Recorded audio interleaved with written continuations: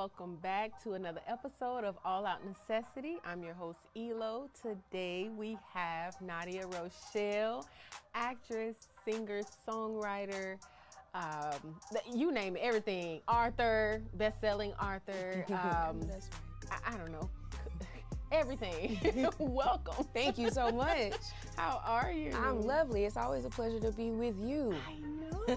It's been a year since the book release. That's right. Yep. Oh my God. Beautiful, by the way. Thank know, you. At first, I don't know if I could ever say thank you enough, because that was an honor to just be invited. So I'm like, wait a minute. She thought about me out of all the people she knows? Absolutely. Yeah. There's nobody more suitable for it than you. Oh, Beautiful thank spirit, you. beautiful personality.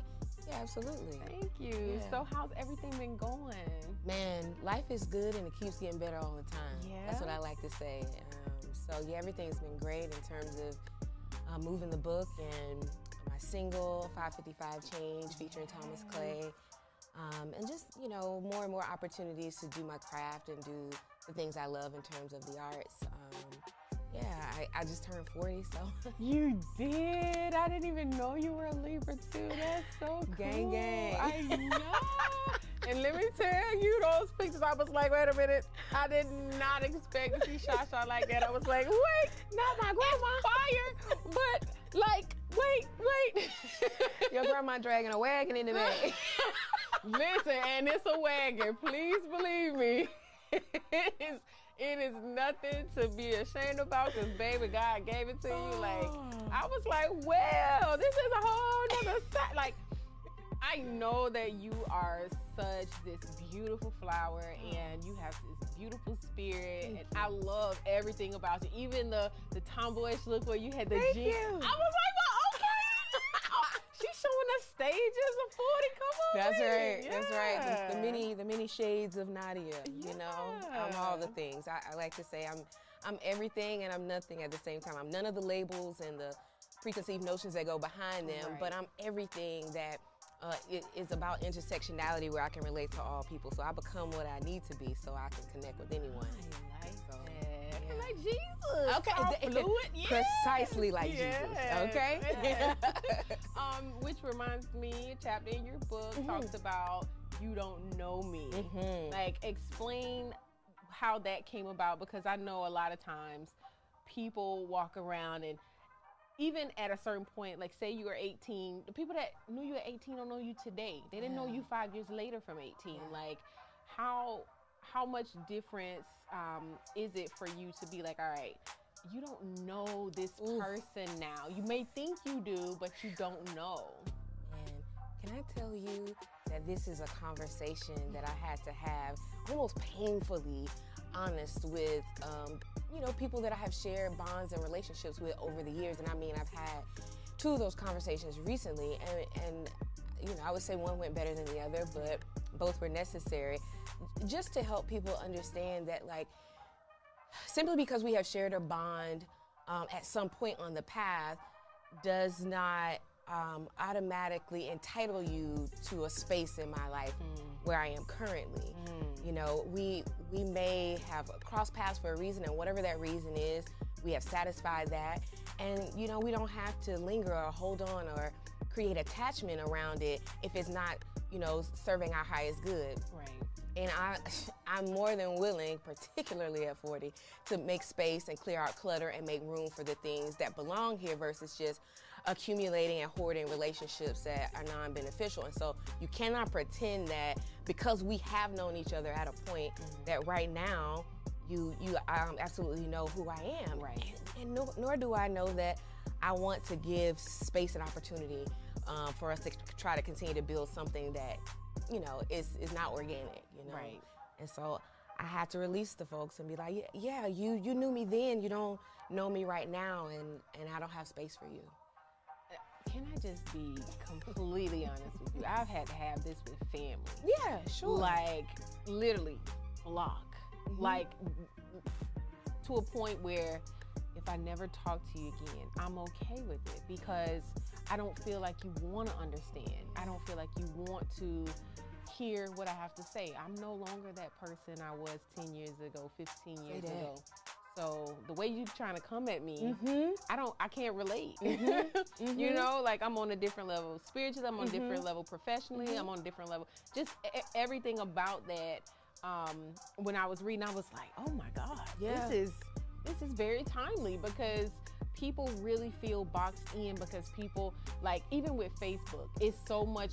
I get anxiety when I see friend requests from people from high school, because I be like, just because you know my name and you may have known of me, don't mean that we're friends now. Like, I'm really particular on that friend button on Facebook, because I'm like, people just want to be nosy. I really don't have 500 friends. I was at a 3,000. I was like, I don't know y'all people. Let me just go ahead and delete. And I'm around 500. I'm like, please, I need to go get rid of some more of these people. Families, friends, friends of friends.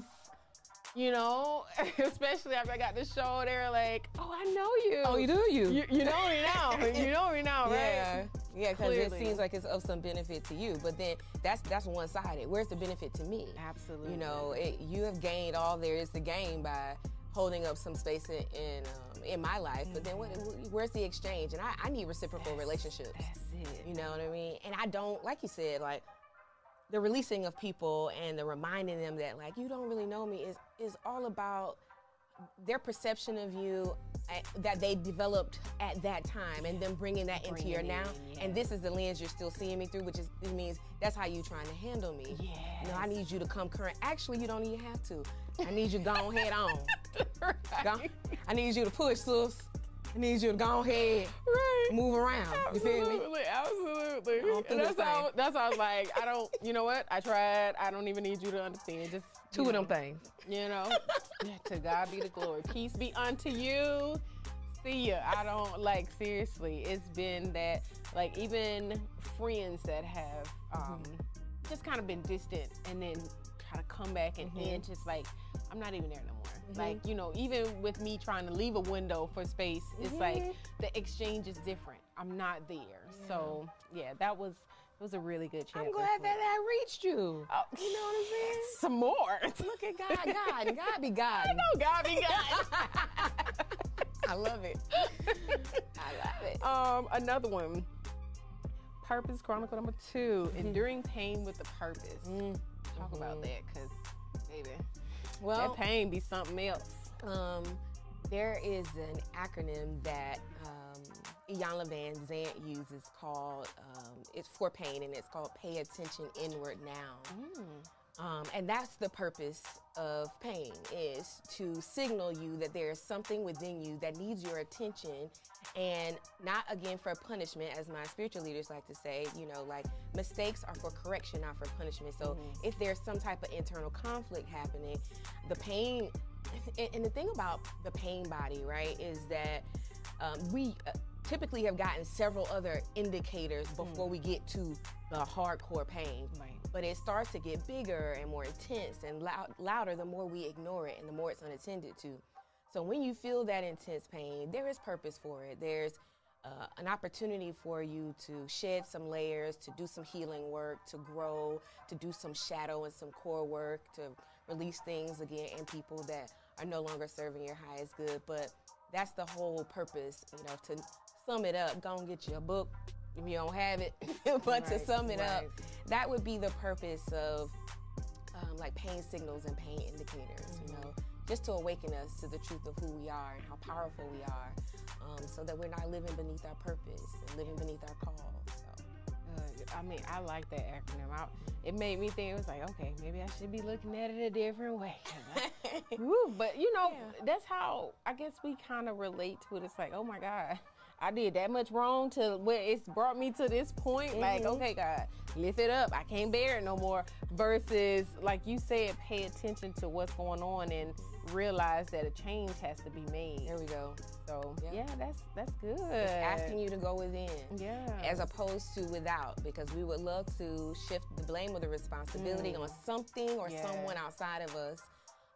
You know, to stop being in the pain. You know, it's such and such that caused it, or it's this thing, or it's my job, or it's these people, or as opposed to, you know, things we have allowed, conversations we have engaged in, thoughts we are thinking, places we have gone when we got the indicator that it wasn't good to go, and you dishonored yourself. So, you know, anytime you feel that pain, it should redirect you within to ask of yourself, you know, how did I get here and how do I need to shift so I can move forward and not have to be in pain? Right. Yeah. You hit that on the head, because I think this year I 100% stopped blaming others for a lot of stuff, because I heard a motivational speaker somehow on YouTube, and I didn't do it often before, but I caught myself when I did it once this year, and I said, okay, I got to stop that, because now it's subconsciously.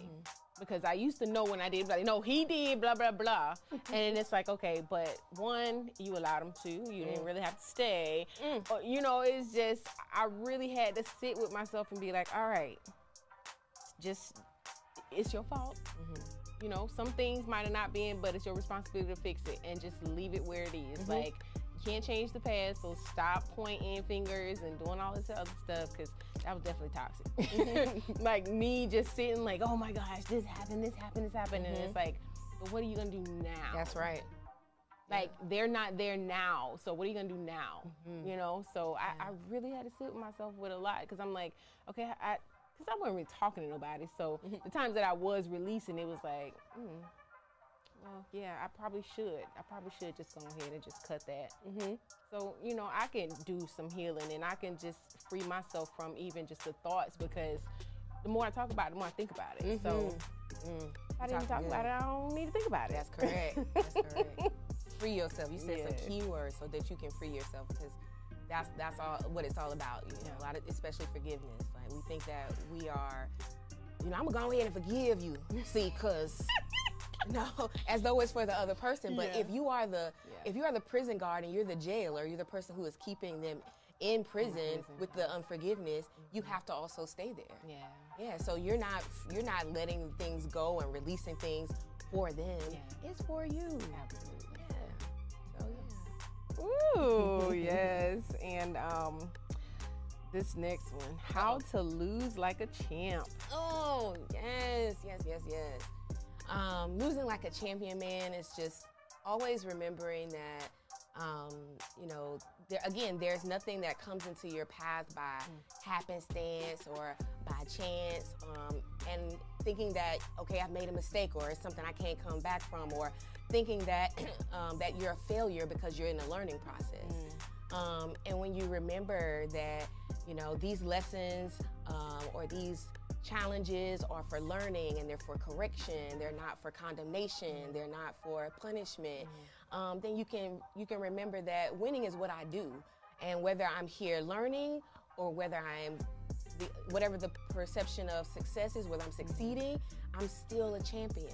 Like, I don't lose heart because I didn't get it right this time. But the champion in you says, I'm always winning, whether I'm learning or whether I'm succeeding.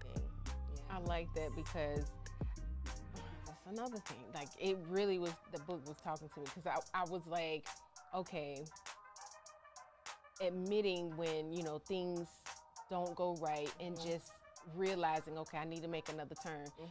Even in the learning stage. And I know social media has like poisoned us in regards to the visuals and how everybody looks successful and what successful is, and the, you know, the houses and cars and vacations and all of this stuff. And it's like, you know, the baby steps that you take towards whatever you're trying to succeed in is still a win. That's right. And we don't look at it like that usually and typically. Like, you know, I literally had to start, there's a lot of things. Like, I read the most books this year I've read in my entire life. Yes. I'm not lying. Like, I was so surprised. I looked at my Audible. I was like, bro, I did this. Like, I put it on my vision board, but I really didn't realize I was going through them so fast. And the more I did it, I just started being more hungry and like, okay, I'm gonna do this next. I'm gonna do this next. And so for me, that was one win. That's not even the only thing that I've done this year, but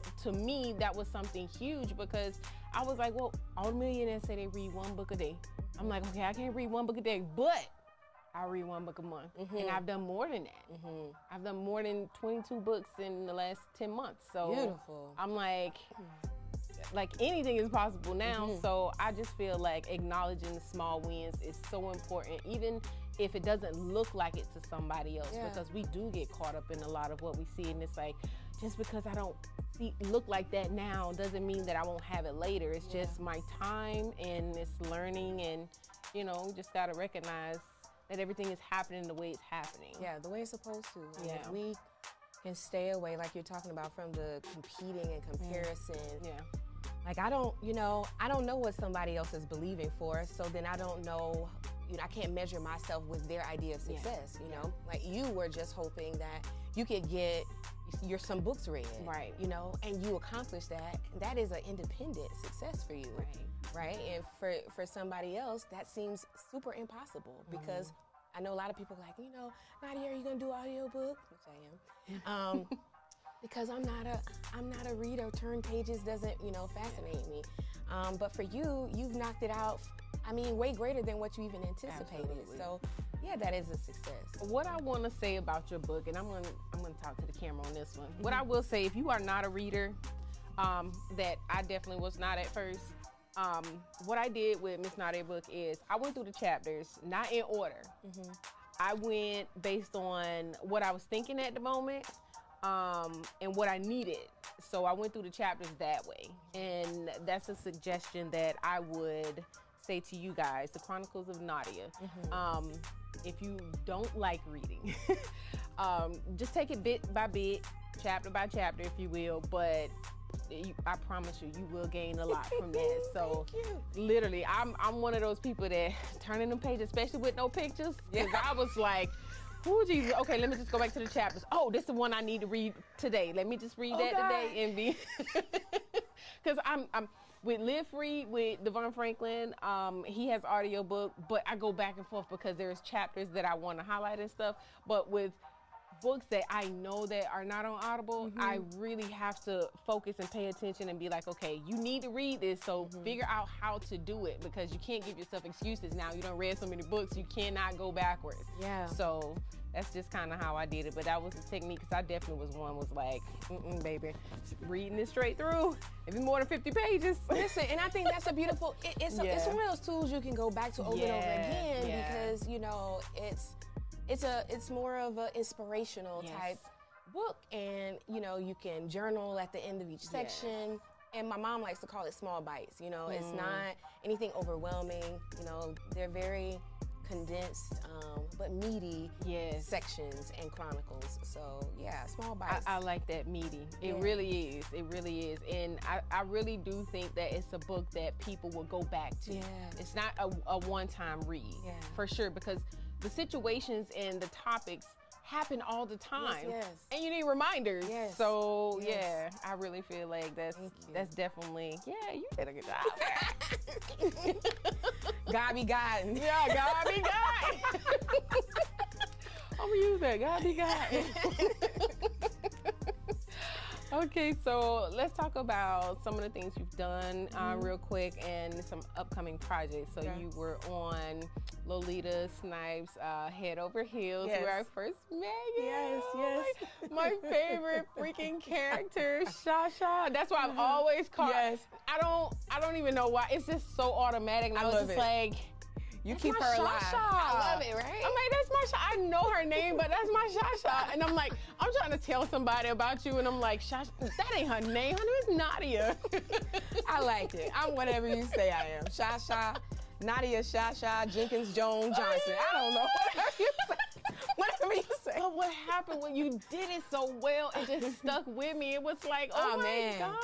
That's incredible. I'm telling you. But I was like, oh my gosh, she's so freaking great. I love acting, I do. So how was that in just touring with the Head Over Heels play? It was incredible. Let me tell you something. Lolita Snipes is unmatched in her directorship and as a playwright.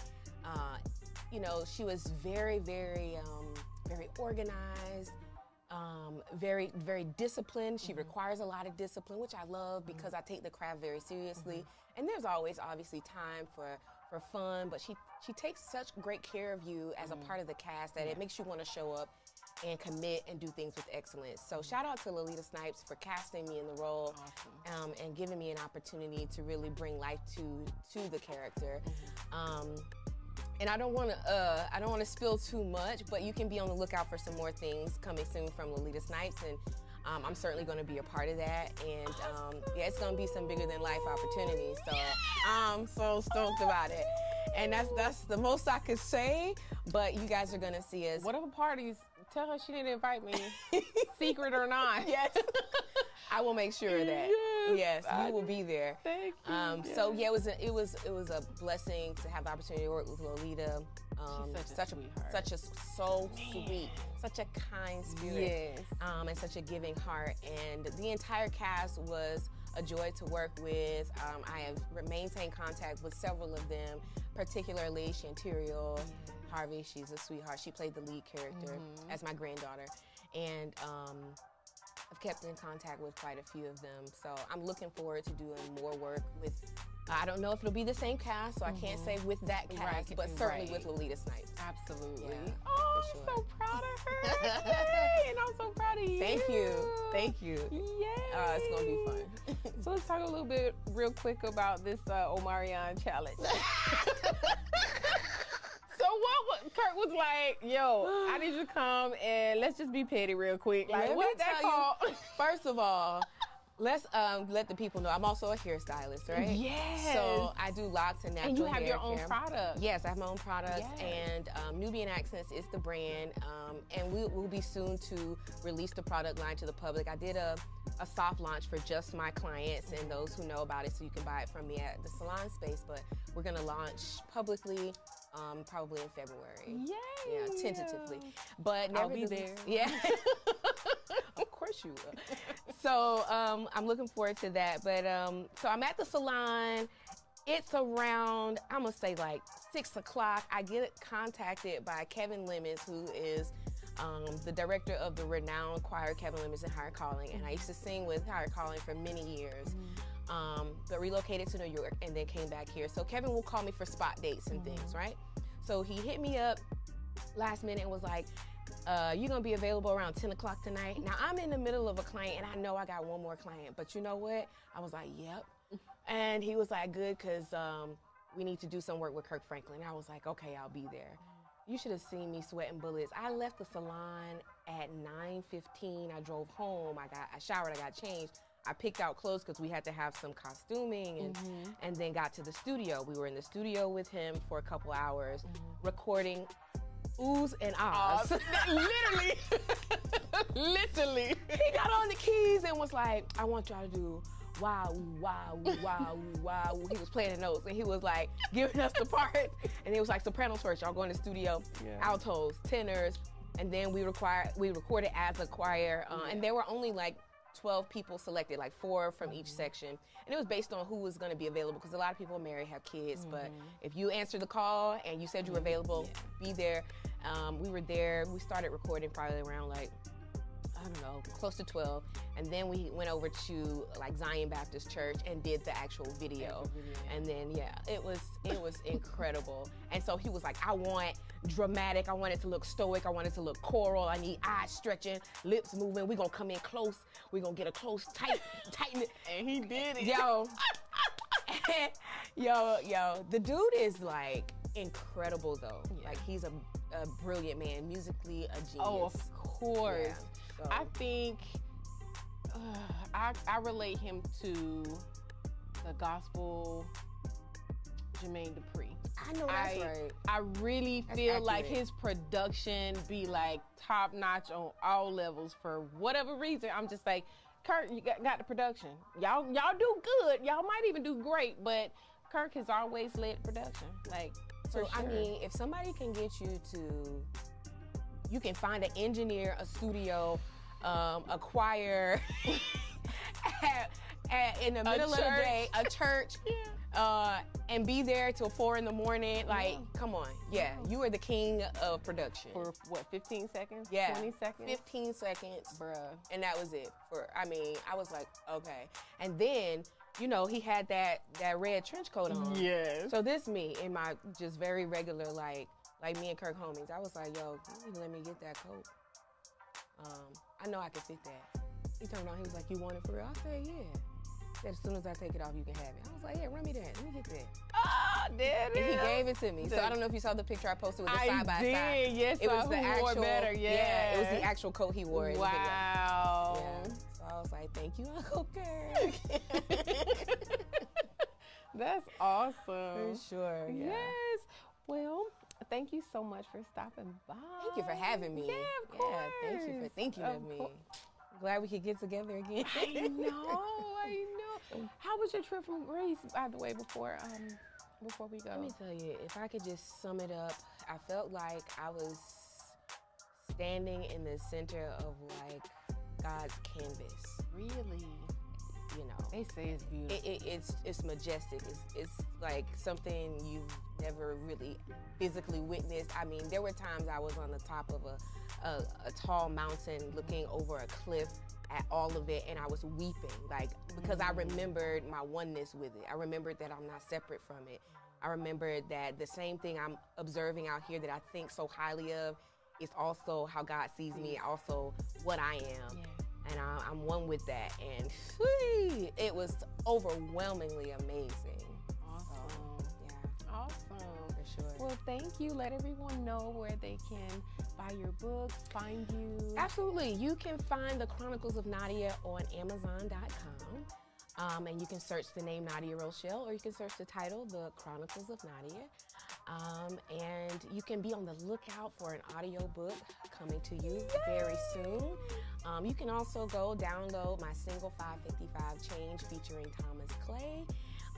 And then there's an acoustic version of that will be, she's getting all the exclusive. All of it, yes. I haven't shared it with anybody, but who else to give it to other than my girl Elo. So yeah, there's gonna be some of that happening. Desmond Champion and I are on that particular track. Products from Nubian Accents. You can follow me on Instagram at The Real Nadia Rochelle, because there might be an imposter. And you can follow me on Facebook at Nadia Rochelle. If you want to follow my hair page, it's Nubian Accents on Instagram and Nubian Accents on Facebook. So I look forward to connecting. Yay. Yeah. Thank you so much. My pleasure. Thank you, Queen. I appreciate it. Thank you guys for tuning in tonight for another episode every Monday, 8 p.m. I'll see you later. So listen, make sure you stay tuned in every Monday to All Out Necessity for love, life, and entertainment, because guess what? It's all out now, baby.